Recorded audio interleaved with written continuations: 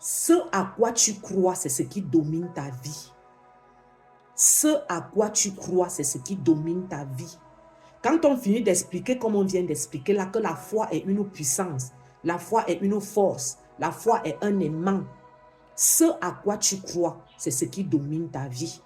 Bien aimé, c'est quelque chose, parce que ce que nous venons d'expliquer là, c'est un principe qui agit dans tout ce qui concerne la foi. Que je crois en Dieu, que je crois au Baal, que je crois aux Astartés, quel que soit ce à quoi tu crois, c'est ce à quoi tu crois qui domine ta vie. Si tu crois que les dieux qui sont invoqués sur les autels maléfiques sont plus forts que Jésus, tu vas vraiment voir cette chose-là se matérialiser dans ta vie. Et c'est quelque chose que les gens négligent. On néglige ça. Pourquoi Dieu nous entretient? Pourquoi nous recevons des enseignements? Pourquoi nous sommes entretenus dans tout ce qui concerne Dieu, Jésus-Christ, la parole de Dieu? C'est parce que ce que nous entendons, c'est ça qui suscite la foi en nous. C'est pour cela qu'une autre explication de la foi sera, la foi vient de ce que l'on entend. La foi vient de ce que l'on entend et ce que l'on entend de Dieu.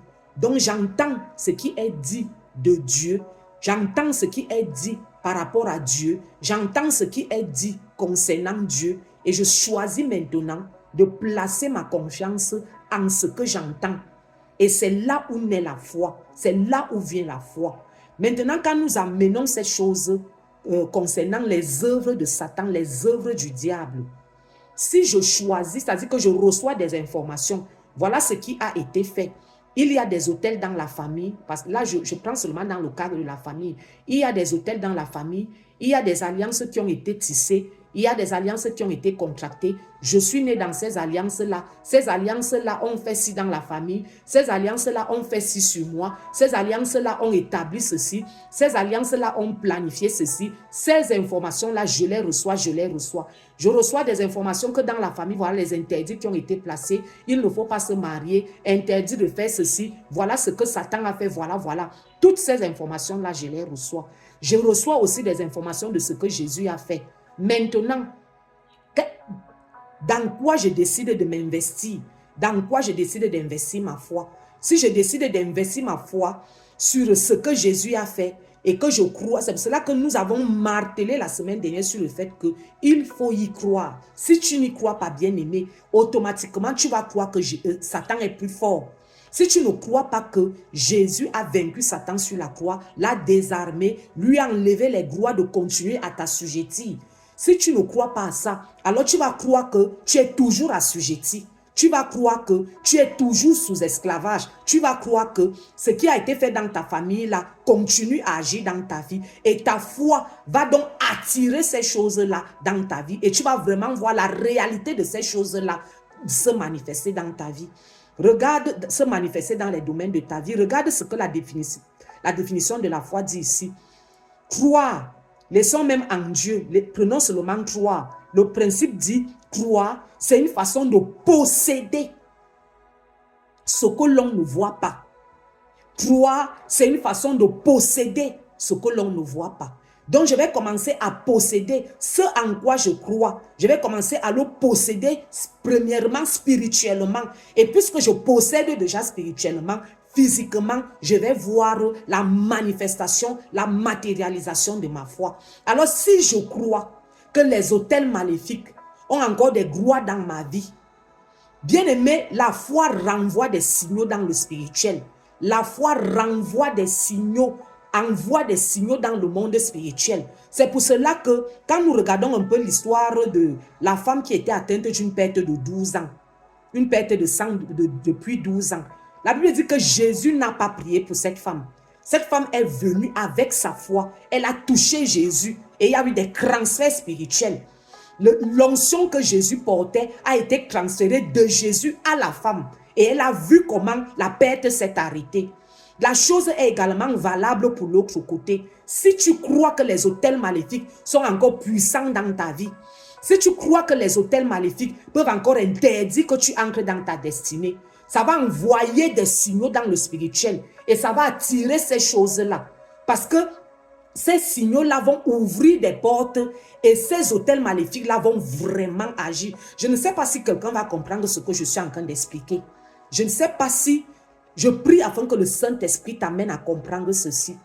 Ce à quoi tu crois, c'est ce qui domine ta vie. Parce que non seulement tu vas croire et tu vas envoyer des signaux dans le spirituel, deuxièmement, tu vas même parler. On parle selon ce à quoi on croit. Puisque tu crois que ce que Jésus a fait ne suffit pas. Ça veut dire que tu crois que Satan continue à dominer, à contrôler ta vie. Et comme tu crois, ça envoie des signaux. Et comme tu crois, c'est comme ça que tu parles. C'est-à-dire que tu continues à confesser que ces hôtels-là sont forts. Ces hôtels-là sont puissants parce que tu y crois. La Bible dit, il y a un autre principe qui dit, c'est du cœur qu'on croit et c'est de la bouche qu'on confesse. Dans le livre de Romains, c'est du cœur qu'on croit et c'est de la bouche qu'on confesse. Et regarde un peu, la foi dans le cœur et les paroles dans la bouche sont un cocktail puissant pour que on voit se matérialiser une chose à laquelle on croit. Croire dans le cœur, avoir la conviction dans le cœur et le confesser dans la bouche sont suffisants pour qu'on voit se matérialiser ce à quoi on croit. Alors, si tu crois que ce que Jésus a fait n'est pas suffisant pour toi, forcément tu vas continuer à croire que les hôtels ont de la puissance. Et puisque tu vas croire que les hôtels ont de la puissance, tu vas confesser. Les hôtels de ma famille me contrôlent. Les hôtels de ma famille ont bloqué ma vie. Les hôtels de ma famille m'empêchent de travailler. Les hôtels de ma famille m'empêchent de voyager. Les hôtels de ma famille m'empêchent d'enfanter. Les hôtels de ma famille m'ont interdit le mariage. Les hôtels de ma famille m'ont interdit de prospérer. Les hôtels de ma famille m'ont fait ceci. Les hôtels de ma famille m'ont fait cela. Voilà ce que les chrétiens passent le temps à confesser. Et plus tu confesses, plus la chose là s'établit dans ta vie. Parce qu'un autre principe dit que qui sort de ta bouche, c'est de ça que tu vas te nourrir. Ce qui sort de ta bouche, c'est ça qui va nourrir ta vie. Voilà la première chose que tu dois bannir. C'est un mauvais investissement que de continuer, après être devenu enfant de Dieu, continuer à croire que les hôtels maléfiques contrôle ta vie. Et puisque tu y crois, tu confesses cela. Chaque fois que tu peux rencontrer un échec, chaque fois que tu peux vivre un échec, oh, ce sont les hôtels de ma famille qui viennent de faire ceci. C'est les hôtels maléfiques qui sont contre moi. Ce sont les hôtels. Et comme tu confesses, c'est comme ça que ça nourrit ces choses-là. Et tu commences à voir cette réalité-là se manifester véritablement dans ta vie. Et c'est là où tu fais donc le constat que chrétien, tu es toujours esclave. Chrétien, tu es toujours dominé. Chrétien, tu es toujours contrôlé. Enlève cet investissement-là aujourd'hui même. Enlève cette foi-là dans ton cœur. Que les hôtels maléfiques continuent à te contrôler. Enlève cette foi-là dans ton cœur. Que cet échec que tu rencontres, c'est à cause des hôtels maléfiques. Bien-aimé, qui t'a dit que tu ne pourras pas, que tout va seulement être, ça va couler. Pourquoi tu associes chaque échec, tu associes chaque chose que tu n'obtiens pas aux hôtels maléfiques. Et c'est comme ça que tu leur donnes du poids. Et c'est comme ça que toi-même, tu prends le mandat de te contrôler, tu leur donnes. Voilà la première clé pratique que tu reçois. Dans le livre de Job au chapitre 3, Job dit, si j'ai peur d'une chose, elle m'arrive. Ce qui m'effraie tombe sur moi.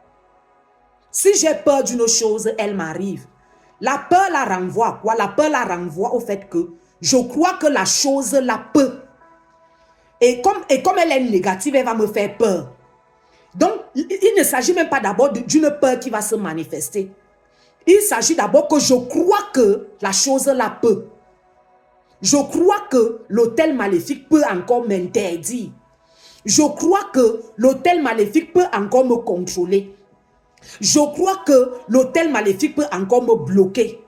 Et puisque je crois, et que comme l'hôtel maléfique, c'est quelque chose de maléfique, c'est négatif, la peur vient donc, et automatiquement ça m'arrive.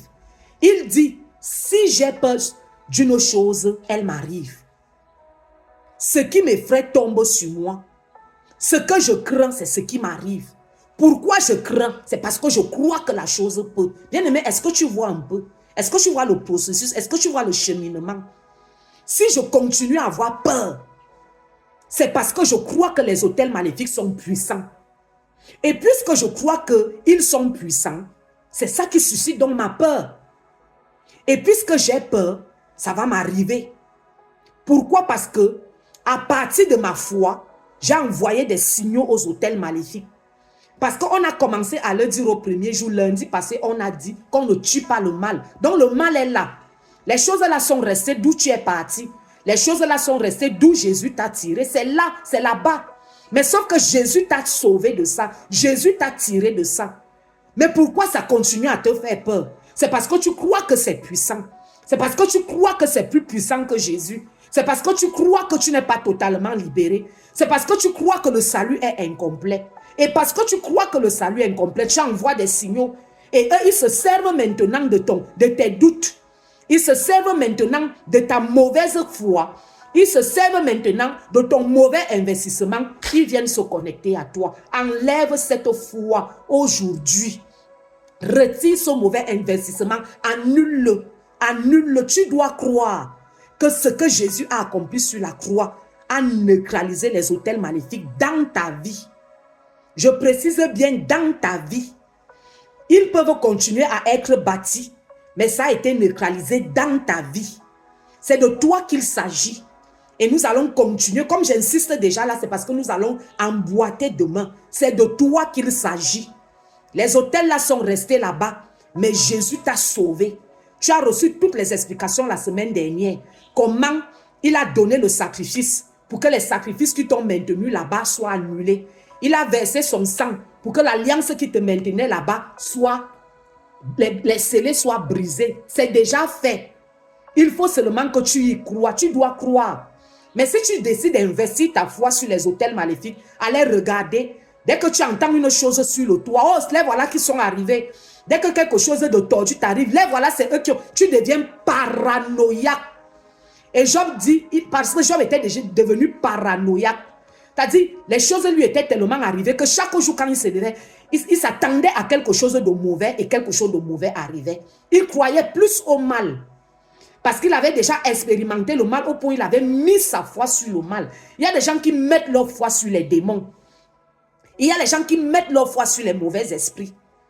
Il y a les gens qui mettent leur foi sur les mauvaises choses. Et leur foi est tellement sur les mauvaises choses que la force de leur foi attire les mauvaises choses. Et ils mangent, ils consomment ces mauvaises choses-là. Enlève ta foi dans ces choses-là, dans le fait que les autels maléfiques ont encore des gloires dans ta vie. Retire, crois à la parole de Dieu, crois à ce qui t'a été dit. Et tu vas voir comment ton langage va changer, tes pensées vont changer. Et ces choses-là vont s'éloigner de toi, vont lâcher prise. Parce qu'elles auront maintenant l'information que tu es convaincu de la vérité. Le diable se sert de l'ignorance. Le diable utilise l'ignorance. Si tu ne crois pas que ce que Jésus a fait est absolu, le diable va se servir de ça pour venir se connecter à toi.